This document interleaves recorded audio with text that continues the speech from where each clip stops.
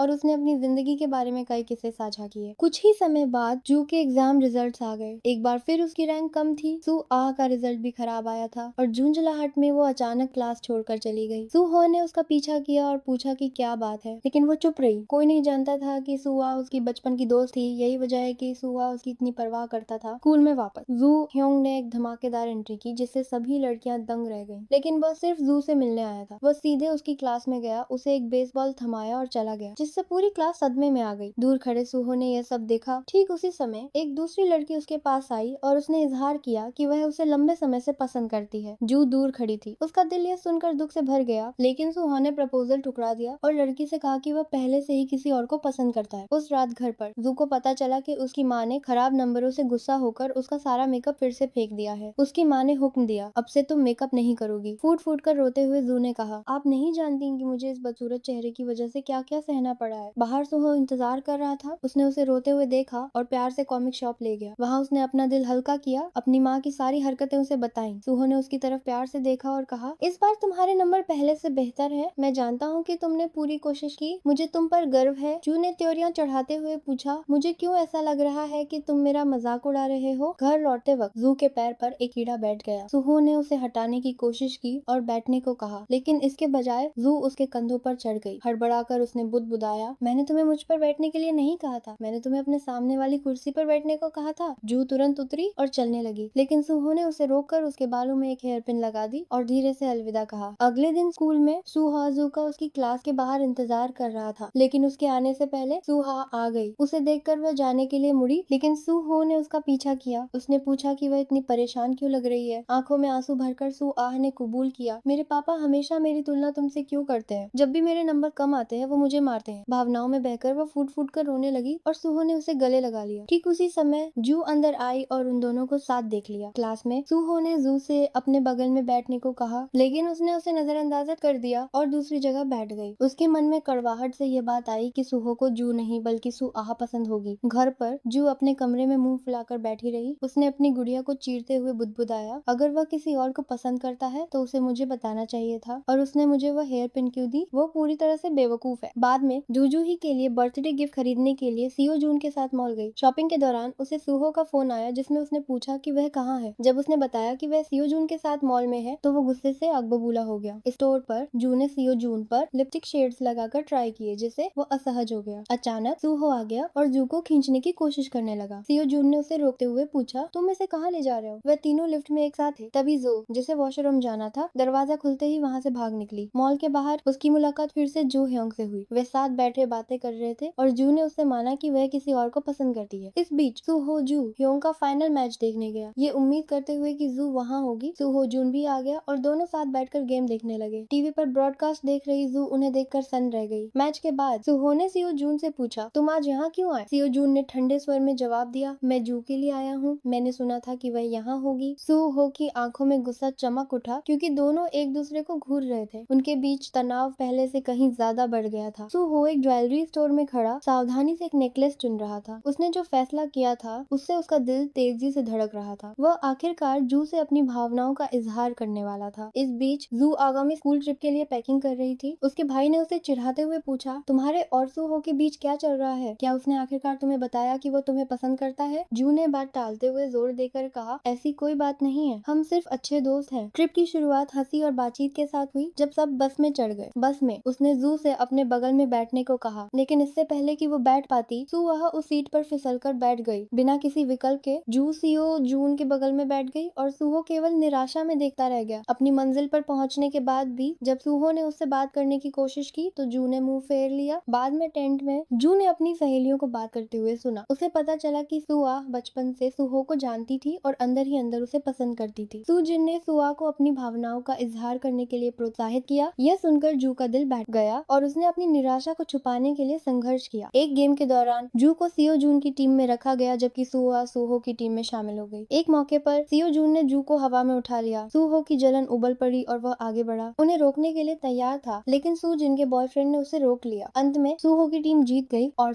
आह ने सूजिन की बात याद करते हुए यह सोचना शुरू कर दिया कि सूहो के लिए उसकी भावनाएं हमेशा से उतनी गहरी थी जितनी उसने कभी मानी नहीं थी। दूसरी ओर जू की बहन एक एंटरटेनमेंट कंपनी में काम कर रही थी जो गुप्त रूप से सूहो के पिता की थी, जिन सीन के एल्बम को दोबारा रिलीज करने की योजना बना रही थी और उसे मुमकिन बनाने के लिए सिंगर लियो की जरूरत थी। गलती से उसका मानना था कि सीओ जून ही लियो है, लेकिन सीओ जून ने मना कर दिया, इस बात से आश्वस्त कि सीन की मौत सुहो के पिता से जुड़ी हुई थी। उस रात सुहो ने जू को एक तरफ खींचा और शांत जंगल की ओर ले गया। मुझे ऐसा क्यों लग रहा है कि तुम मुझसे बच रही हो? उसने पूछा। जू ने जल्दी से अपना सिर हिलाया। ऐसा नहीं है, संयोग से उन्हें एक नाव मिली और वे दोनों उसमें चढ़ गए। जू ने मजाक मजाक में सेल्फी ली और उसे चिढ़ाया जब तक कि सुहो ने उसे चौंकाते हुए आगे बढ़कर साथ पोज नहीं दिया। लेकिन ये सुखद पल तब खत्म हो गया जब उसके चेहरे पर एक कीड़ा आकर बैठ गया। घबराहट में वह पानी में गिर गई। जंगल के दूसरी तरफ सीओ जून अपने दोस्तों के साथ घूम रहा था। जब जू पानी से बाहर निकली तो उसका सारा मेकअप धुल चुका था। शर्मिंदा होकर उसने अपना चेहरा छुपाने की कोशिश की, लेकिन सूहो ने कहा, मैं तुम्हारा बैग ले आता हूँ। जू ने मना कर दिया, ये कहते हुए कि वह खुद संभाल लेगी। तभी सूहा वहाँ आ गई। जू सूहा के पीछे छिप गई, जबकि सूहा ने पूछा, तुम्हारे कपड़े गीले क्यों हैं? सूहो ने शांति से जवाब दिया, मैं फिसल गया था। बिना कुछ कहे वो उसके साथ चला गया। जू का राज्य सुरक्षित रखते हुए जल्द ही सीओ जून के दोस्तों ने जू का पीला बिना मेकअप वाला चेहरा देखा और चिल्ला पड़े। उन्हें लगा कि वो कोई भूत है। सीओ जून दौड़ कर आया और उसे देखते ही बेहोश हो गया। अगली सुबह वापसी की बस में जू को बुखार के कारण नींद आ गई। सीओ जून ने प्यार से उसे दवा दी, फिर उसकी कलाई पर एक फूलों का ब्रेसलेट बांध दिया। जब सूहो कुछ ही पल बाद आया तो सीओ जून ने जल्दी से जू के सिर को अपने कंधे पर टिका दिया। दोनों लड़कों के बीच गुस्सा भड़क उठा और वे भिड़ गए। सूहो चिल्लाया, मैं जू को बहुत समय से पसंद करता हूँ। सीओ जून ने पलटकर कहा, मुझे परवाह नहीं है, चाहे कुछ भी हो, मैं उसे अपने प्यार का इजहार करता रहूंगा। इसी के साथ इस कहानी का पार्ट 1 यहीं पर एंड होता है। अब क्या जू सूहो के साथ आगे रहेगी या सीओ जून के साथ? ये जानने के लिए वीडियो को लाइक कीजिए, चैनल को सब्सक्राइब कीजिए और बेल आइकन दबाना बिल्कुल ना भूलिए। और कमेंट में बताइए कि जू किसको चुनेगी, सीओ जून को या सीओ को। मिलते हैं बहुत जल्द पार्ट 2 के साथ।